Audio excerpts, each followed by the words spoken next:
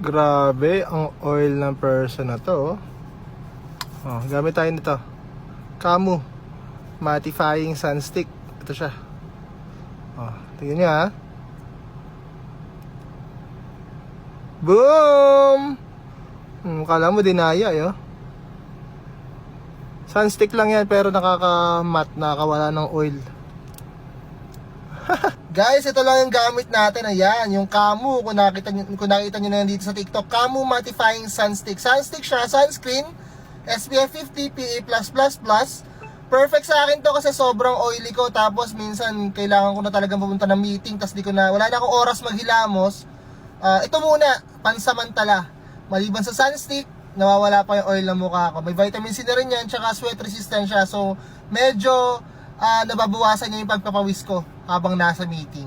So, yan guys, yung link dito guys, lalagay ko lang dyan sa yellow basket.